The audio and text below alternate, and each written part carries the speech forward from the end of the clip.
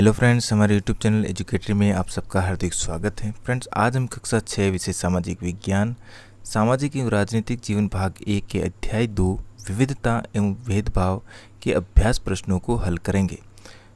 प्रश्न नंबर 1 है, निम्नलिखित कथनों का मेल कराएं। रूढ़िबद्ध धारणाओं को कैसे चुनौती दी जा रही है, इस पर चर्चा कीजिए।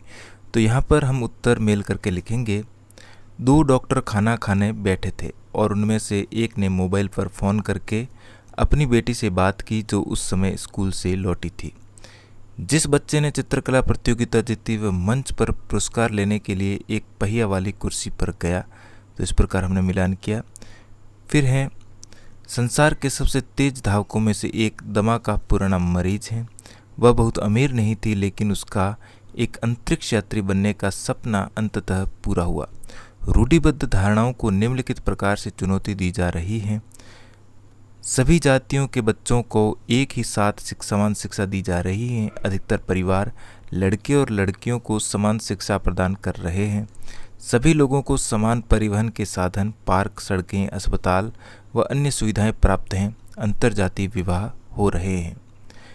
दूसरा प्रश्न है, लड़कियां माँ बाप के लिए बोझ हैं। यह रूढ़िबद्ध धारणा एक लड़की के जीवन को किस तरह प्रभावित करती है? उसके अलग अलग 5 प्रभावों का उल्लेख कीजिए। उत्तर है, लड़कियां माँ बाप के लिए बोझ हैं। यह रूढ़िबद्ध धारणा एक लड़की के जीवन को निम्न प्रकार से प्रभावित करती है। पहला है, लड़कियों को लड़कों की तुलना में कम महत्व दिया जाता है। उन्हें हतोत्साहित किया जाता है। इससे वे अपने अध्ययन पर ध्यान केंद्रित नहीं कर पाती हैं।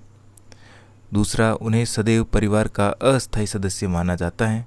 उन्हें घर के कार्यों को करने के लिए बाध्य किया जाता है तथा उनको इन कार्यों में ही व्यस्त रखा जाता है। उन्हें अपने घर से बाहर जाकर अपने दोस्तों के साथ खेलने, कूदने व मनोरंजन करने की अनुमति नहीं दी जाती है।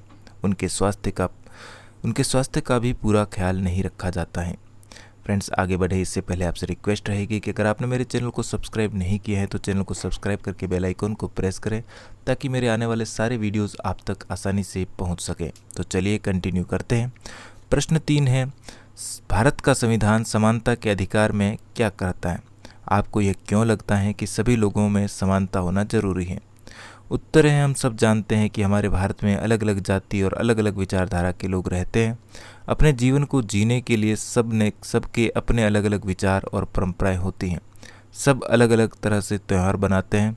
इसीलिए भारत के संविधान में यह कहा गया है कि प्रत्येक व्यक्ति के पास अपने जीवन से जुड़े अधिकार और स्वतंत्रता होनी चाहिए। और सभी लोगों में यह समानता इसलिए होनी जरूरी है क्योंकि अगर कहीं किसी व्यक्ति के लिए किसी कंपनी में नौकरी खाली है तो हर व्यक्ति को उस नौकरी को पाने का अधिकार होना चाहिए। जाति, रंग, लिंग के आधार पर उस नौकरी के लिए चयन नहीं करना चाहिए। अगर किसी जगह कोई त्यौहार मनाया जा रहा है तो अलग जाति वाला व्यक्ति अगर वो त्यौहार खुद अपनी मर्जी से मनाना चाहे तो ही सही है, नहीं तो उस त्यौहार को मनाने के लिए किसी को मजबूर नहीं करना चाहिए। सार्थक शब्द में हमारा संविधान ये कहता है कि प्रत्येक व्यक्ति को अपने धर्म का पालन करने, अपनी भाषा बोलने, अपना त्यौहार मनाने का स्वतंत्र अधिकार होना चाहिए। कई बार लोग अपनी उपस्थिति में ही पूर्वाग्रह से भरा आचरण करते हैं। ऐसे में अक्सर हमें कोई विरोध करने की स्थिति में नहीं रहते क्योंकि मुंह पर तुरंत कुछ कहना मुश्किल जान पड़ता है। अपनी कक्षा को 2 समूहों में बांटिए और प्रत्येक समूह पर इस पर चर्चा करें कि दी गई परिस्थिति में वे क्या करेंगे।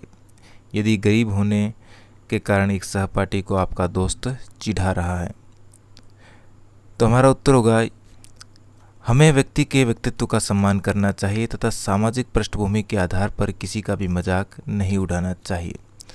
दूसरा है, क्या आप अपने परिवार के साथ टीवी देख रहे हैं और उनमें से कोई सदस्य किसी खास धार्मिक समुदाय पर पूर्वाग्रह से ग्रस्त होकर टिप्पणी करता है? तो हमारा उत्तर होगा, मैं उसे ऐसा करने से रोकना चाहूँगा क्योंकि हमारे संविधान ने सभी धर्मावलंबियों को समान स्वतंत्रता व आदर प्रदान किया है। फिर ग है, आपकी कक्षा के बच्चे एक लड़की के साथ मिलकर खाना खाने से इनकार कर देते हैं क्योंकि वो सोचते हैं कि वह गंदी है। तीसरा का उत्तर होगा ग का, मैं अपनी कक्षा के उन साथियों को यह सलाह देना चाहूँगा कि हमें सबके साथ मित्रवत व्यवहार करना चाहिए। और किसी के पहनावे व दिखावे के आधार पर उसकी उपेक्षा नहीं करनी चाहिए। चौथा है घ, किसी समुदाय के खास उच्चारण का मजाक उड़ाते हुए कोई आपको चुटकुला सुनाता है। तो इस पर हमारी प्रतिक्रिया होगी, किसी के उच्चारण का मजाक उड़ाना सही नहीं है, क्योंकि उच्चारण स्थान स्थान पर भिन्न भिन्न हो जाता है। ड़ है, लड़के लड़कियों पर टिप्पणी कर रहे हैं कि लड़कियां उनकी तरह नहीं खेल सकती। उपयुक्त परिस्थिति में विभिन्न समूहों ने कैसा बर्ताव करने की बात की है, इस पर कक्षा में चर्चा कीजिए। साथ ही इन मुद्दों को उठाते समय कक्षा में कौन सी समस्याएं आ सकती हैं, इस पर भी बातचीत कीजिए। तो यहाँ पर हम लिखेंगे, मैं उन लड़कों को कल्पना चावला और सुनीता विलियम्स का उदाहरण देकर ये समझाने का प्रयत्न करूँगा कि लड़कियाँ किसी भी तरह से लड़कों से कम नहीं होती हैं। इसके साथ ही हमारा पाठ यहीं पर समाप्त हुआ। वीडियो अच्छा लगा हो तो लाइक, शेयर और चैनल पर पहली बार आए तो चैनल को सब्सक्राइब करना बिल्कुल भी न भूलें। मिलते हैं इसी प्रकार के एक और वीडियो में। धन्यवाद।